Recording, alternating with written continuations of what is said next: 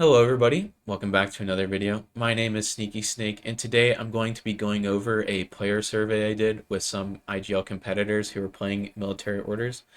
I just wanted to get a vibe of how military orders is doing in the competitive scene.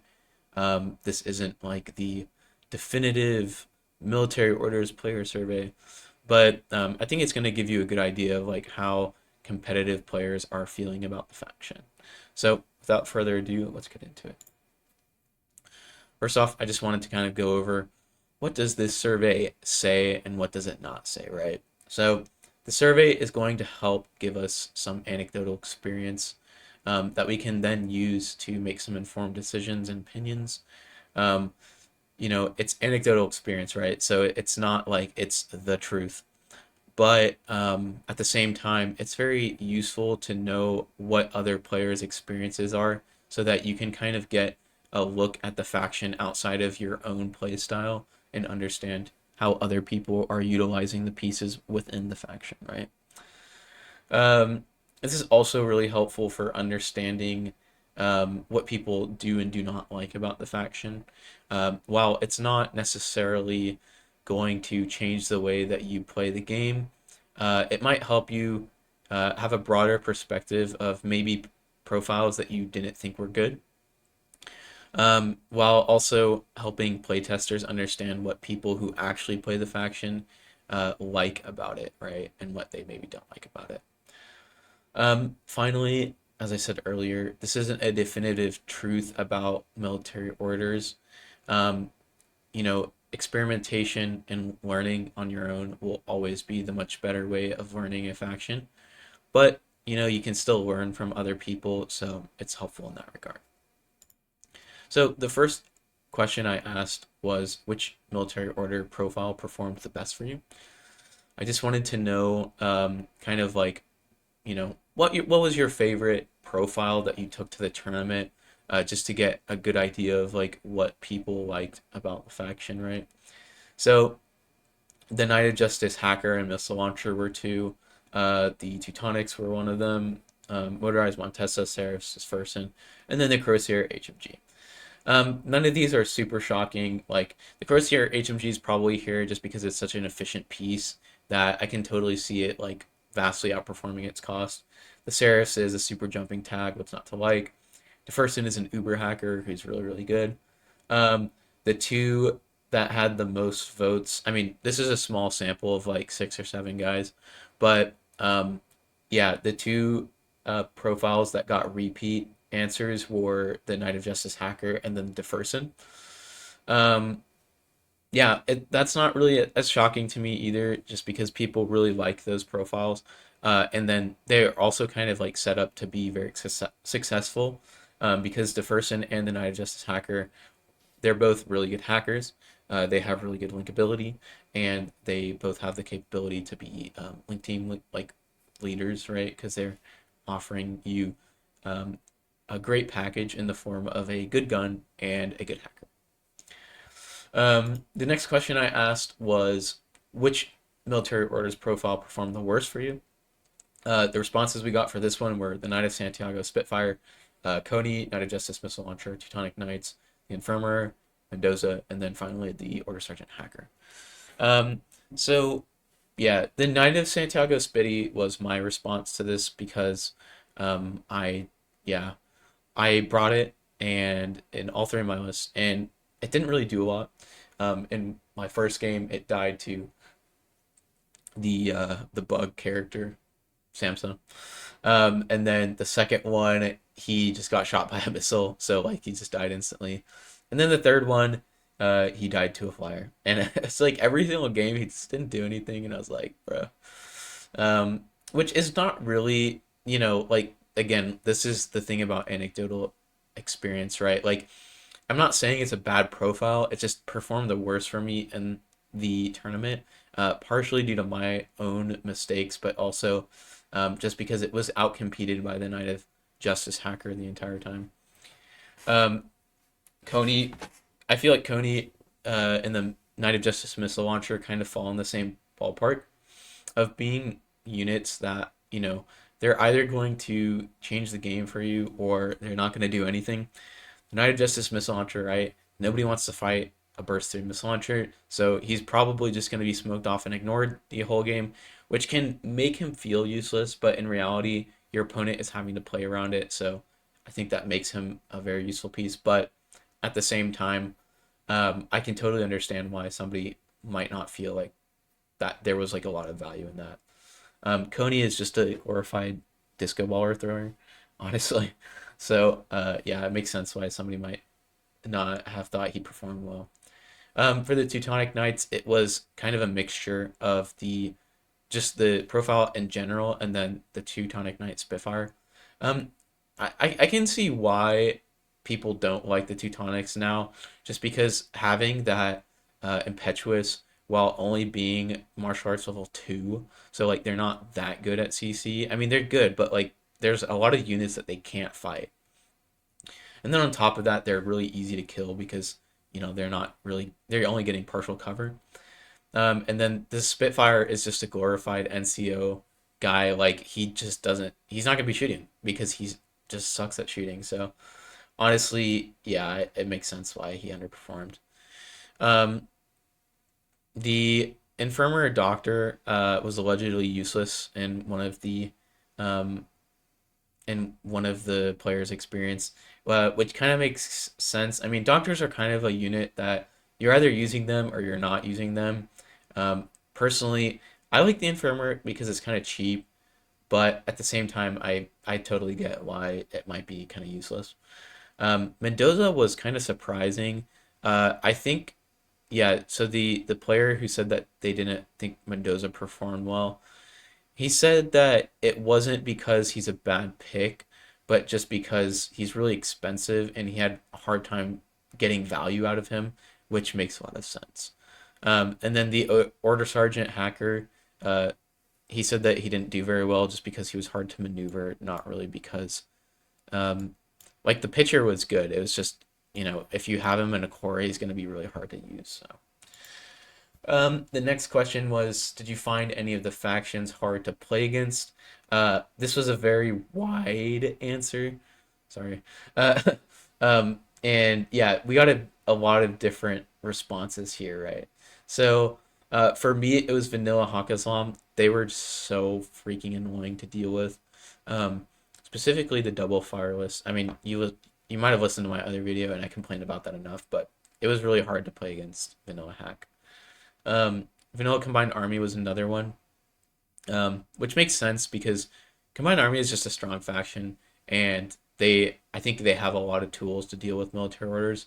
So, like the Anathematic is kind of it's like the one hacker in the game that can totally decimate all of military orders hackers. So, yeah. Bakunin, that one's more surprising. I'd have to probably ask more about like why this particular player didn't enjoy playing against Bakunin. In my experience, in the past Bakunin was really hard to play against, but nowadays I don't really know why that would be hard. I guess if you didn't take enough hackers, maybe that would be why. But the next one was NCA. Yeah, NCA is a good faction. Same thing with TAC. TAC is, I think, a very hard matchup just because it's really hard to get through like that midfield with all those mines. And then not to mention like I mean I played against TAC and my opponent revealed a Ohotnik um, scout who just like one shot my knights, and I'm just like, oh my gosh, like it's really frustrating to deal with some of the tricks that TAC has. Not that it's like unbalanced, but TAC's just very strong. So yeah. Invincible Army is an interesting one.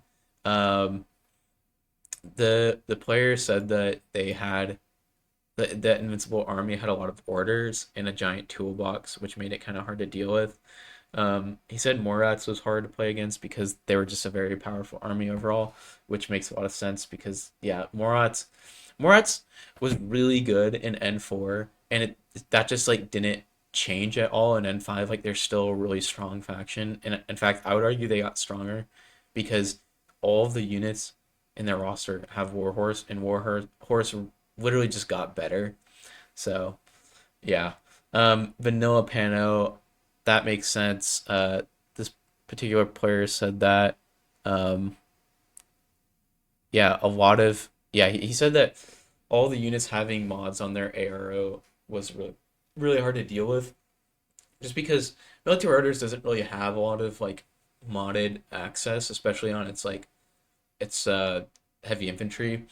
So, if you want to shoot a guy with like mimetism -3 or 6, you're basically it's basically the Blackfire or the Cuirassier Ancient Being, and that's it. So, yeah, that makes a lot of sense to me. And then two players said Next Wave. They kind of said that Next Wave was hard to play against because of their access to mimetism and other like gunfighters with mods, which makes a lot of sense, right? Like it's kind of the same situation with Vanilla Pano, where if you have to fight somebody with min -3, it's just going to be kind of hard to find a good shooter because most, if not all, of your shooters are going to be unmodded gunfighters, which is just a weakness of the faction, and that's not necessarily like a bad thing, but yeah. Um, so next question was there a mission that you felt was hard to accomplish? This was a pretty standard response across the board. Everybody said no, not really. Um, Everybody kind of agreed that there was a solid capability to do any of the three missions, which were provisioning, zone of interest, and kill interference. Which doesn't surprise me. I think military orders is not really the best shooter. They have a really good hacking game now, but I think where they really shine is playing the objective. And if you don't like being in an objective faction, then you're probably not going to enjoy military orders a lot. But yeah, that's something I've definitely noticed is like sometimes if you feel like you can't beat your opponent, you can kind of just ignore them and do the mission, and you'll just kind of win that way. So yeah, really good stuff overall. And then finally, the last question, I was asking if you were satisfied with military orders' ability to compete. The general consensus was that military orders is far more competitively viable than it used to be. Most people also said that they still felt like military orders had weaknesses that you as the player are going to have to work around. And that's not a bad thing. Every single faction should have a strength and weakness because that is what makes the game fun, right? If the game is completely symmetrical, there's no reason to play one faction over the other. Every single faction just becomes which of these has like the most OP of the same stuff, right? Whereas when factions have strengths and weaknesses, then you get to choose a faction based on what your favorite strengths and weaknesses are, right? Like I really like that military orders is a kind of an uber hacker faction in that they have really good heavy infantry while not being very good gunfighters. I mean, they're still solid gunfighters, but like they're on like Eugene tier of gunfighting where like they're decent but not amazing. And that's fine because I prefer to have a wider tool set than to have a very like narrow I shoot and that's all I do. So yeah, those were all the questions I asked, but I got a good vibe of how military orders is doing competitively. Um, just some additional thoughts from the tournament. It seemed like mimetism was something that players found very hard to deal with in military orders, which makes sense because you have very limited visor access. Um, I think in general, most players were saying that military orders needs to have at least one midfield specialist, right? If you're not bringing either Dart or at least one Trinitarian forward observer, you're gonna find it's really hard to do some missions because just like having that capability to spend one turn to reveal a Trinitarian and push a button is just sorry, one order to do that. It's just so valuable, and a lot of factions just don't really have that access. Um, I was also talking with some other players, and we kind of were talking about how like you have to be really careful about your arrows because the longer you keep them out, just the better, right? Like if you have a Trinitarian multi-sniper on turn one who's revealed, your opponent's gonna have a lot more tools to deal with that versus if you reveal the Trinitarian on turn two or turn three, right? The the longer you're able to hold out your arrows, the harder it is for your opponent to deal with them. Um, Also, this was kind of a side note, but like me and this other player found that that heavy infantry arrows just die really easily. I don't know why this is, but like I had a I had a Knight of Montesa paramedic in a link team, and like he just got like one shot twice, which I was like, what the heck? Like I don't know why he just died so easily, but it is what it is. Um, and then kind of the final note was that the Order Sergeant Hacker really needs to be in an aggressive Harris, right? Like yeah, the core concept is really cool, like having that really kitted toolbox core. Um, the problem is that, sorry, I'm talking about like the Crozier core that has the Order Sergeant Hacker, the HMG, the Sniper, the Knight Commander, and then the Paramedic, right? You've got a bunch of like of capable tools in that core. The problem is cores are really, really immobile. And this is also a core made up of light infantry. So it's even harder to maneuver because you don't have any like, any sort of tankiness in that core. So yeah, I thought that was a really interesting observation that other players came to. So that's all the slides for today. I hope you enjoyed this video. I just wanted to give kind of a quick update on like how other players were experiencing the faction. So yeah, hope you enjoyed it, and I will see you in the next video.